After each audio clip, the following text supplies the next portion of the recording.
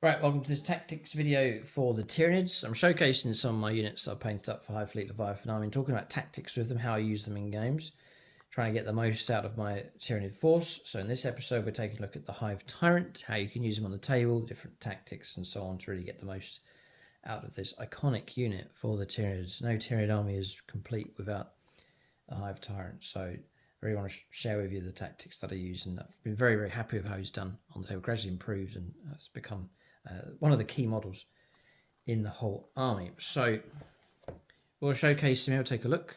So he's been named. It's Typhon here, the Butcher of the 18th, and he's even got a Wounded Guardsman here as a trophy. But it's the plastic kit, fantastic kit from Games Workshop, the resculpt they did for the Hive Tyrant. You get the Swarm Lord in the same kit as well. So he's been painted up using the enhanced contrast method. You can check out the tutorials for that on the channel for Hive Fleet Leviathan. Took me about 3-4 hours to paint this one from start to finish. Not too bad at all. Really happy with how it's come out. And a nice theme on the basing. It's like the arch enemy of James's Ashton Tyrant. I'll showcase you the Tyrant Guard as well. Strange looking models, these ones. But they're there to bodyguard your character. Quite an important role that they have. We'll cover those as well in this video. For discount 40k, you want to expand your Tyranid collection or start collecting Tyranids, then use the link below for the Outpost. Brilliant discount from them, 20% off or more off Warhammer. If your order's big enough, you can get free postage as well. When you use that link, it does help support us here on the channel. So Hive Tyrant. It may be different. I'm going to talk about this differently. Most people think, oh yeah, Hive Tyrant is a big monster, he just chops stuff down, he's so good. Tyranids have lost a fair bit of their punching power, so I don't rate him particularly amazing in close combat, but he's got good aspects and a good number of areas, and so I usually put him in the heart of my army. He's a good heartbeat in the center of your army for a whole host of reasons. So there's multiple good reasons to take him, not just you think, oh, he's a great monster, he kills stuff. It's way beyond that with how he can be used. So the Hive Tyrant, movement 8. So for a monster, you can move pretty good across the board. 8 inches is good. Toughness 10, nice. Big difference between toughness 9, toughness 10. Toughness 10 is great.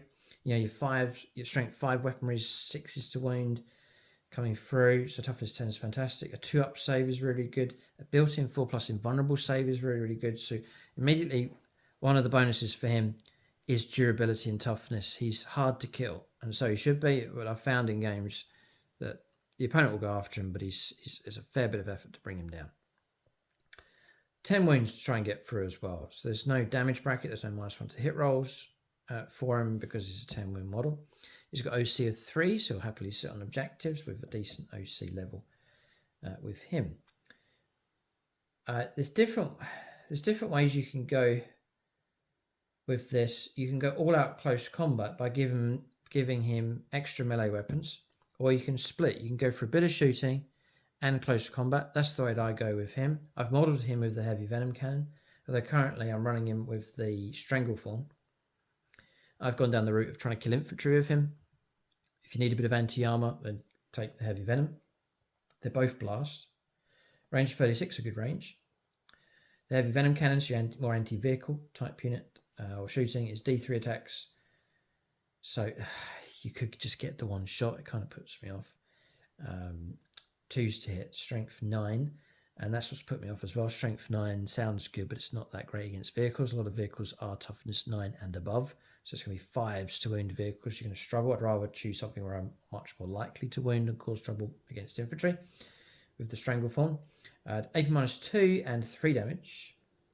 I've just found his shooting against vehicles not that great, so I've switched to anti-infantry.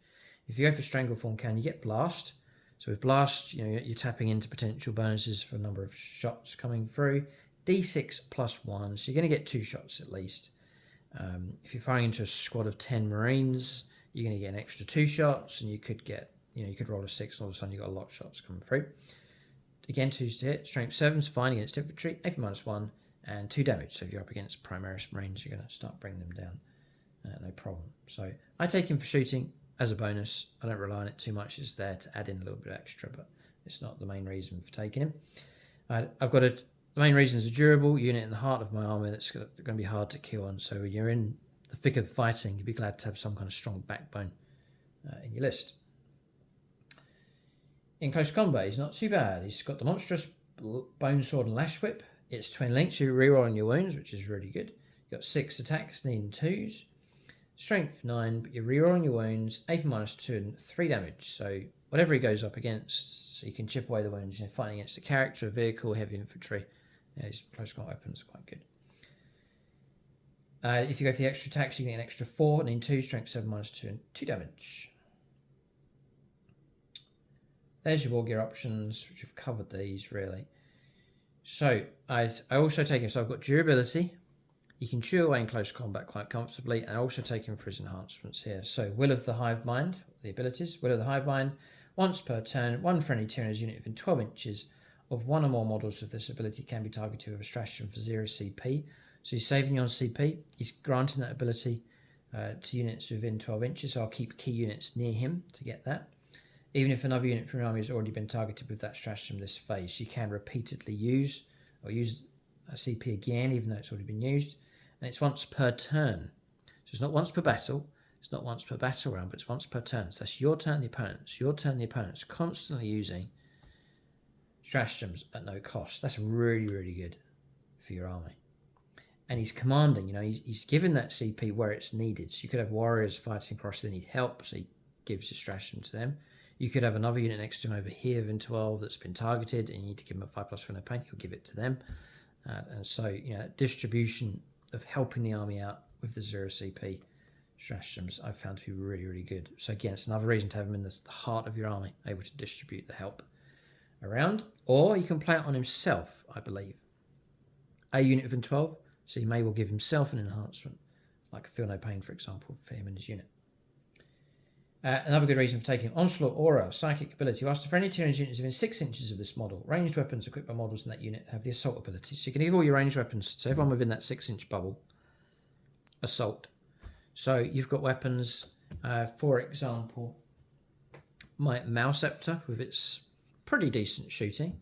If I advance him, he doesn't have Assault. I can't find my weapon. But if I'm running him next to my Hive Tyrant, he gains Assault, and he can then go on the move nice and quick up the board, which I want, but still shoot as he goes. So you've gained yourself shooting from a decent unit because of his ability. So again, you see how he sits in the heart of your army, just giving out the buffs and bonuses. So you'll often see in games, you can check out the battle reports on the channel, Hive Tyrant's there in the middle, surrounded by some units. He's there just to give out the buffs and bonuses. And then in the return on that is that he's then surrounded by units that are going to protect him.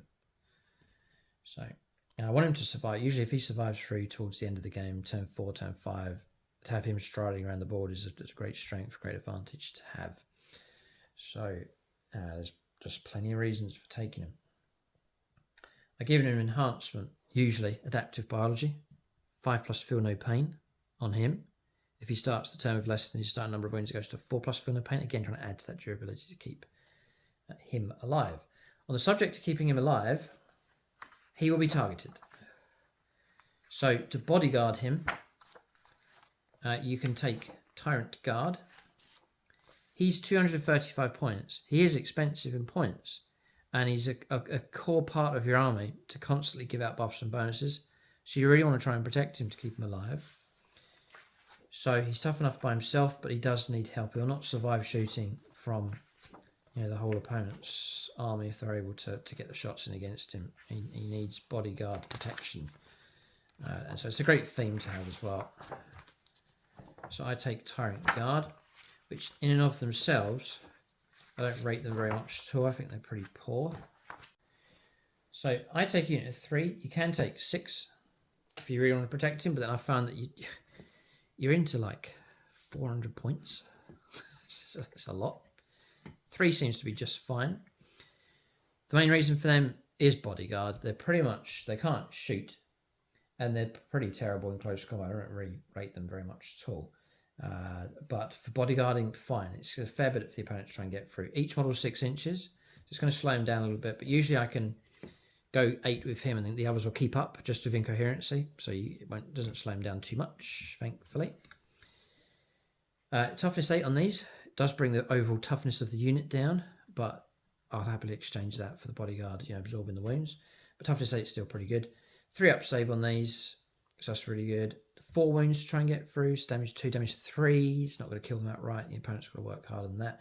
If I play this 5+ feel no pain, it takes a fair bit to try and chew through all 3 of these. You know, there's 12 wounds the opponent to try and get through in order to get through to him. So 12 wounds plus 2, that's 22 wounds there. You know, you're looking at like a heavy, super heavy tank almost, number of wounds. It's OC of 1, leadership 8. So in close combat, you don't get much. Like the Bone Cleaver Lash Rip, that's what I'm running at the moment. 3 attacks, need 3, strength 5, -1, 2 damage. It's like 9 attacks. It's not in total for the whole unit. The Crushing Claws, a bit better. Strength 8, -2, 2 damage. But you only get 2 attacks each, which I think is terrible. And the Scythe Talons, you get nice lot of attacks, 5 attacks, but it's only strength 5, -1, 1 damage. So I don't expect much from them in close combat. They'll help him if he's hit by precision. Whilst they are with him, they'll give him 5+ feel no pain. So if precision sniper hits come through, for example, they'll transfer the 5+ feel no pain onto him. But really, they're there to absorb damage, stop the wounds coming through to him, help him survive through to the very end of the game, so you can just keep dishing out the buffs that we've talked about. Or if he's fighting away in close combat, help him survive, keep him chopping away. In 1 turn, he's going to struggle to destroy like a tank, but if he's fighting for 2 turns, 3 turns, he'll chew his way through. And so if he can survive with the help of those, and that's the role for them. So that's the tactics for the Hive Tyrant. Now, there's all different combinations you can go for, different loadouts, tactics, and so on. Let us know in the comment section if you rate this unit, how you use them, tactics, and so on. Share it in the comment section below. Other Tyranid players can see that, and it can help us as we seek to be effective on the battlefield with our Tyranids units. And if you feel inspired to get a hold of one of these, or expand your collection, or indeed start Tyranids, and I got this army painted in a year, so you can do it. And you can paint to that same standard, just follow the painting tutorial. And check out the OUTPOST for discount 40k. And when you use that link, it helps support us here on the channel. Keep a lookout for more tactics videos. Check out the others that are available here for the Tyranids. Thanks for watching. Tune in next time.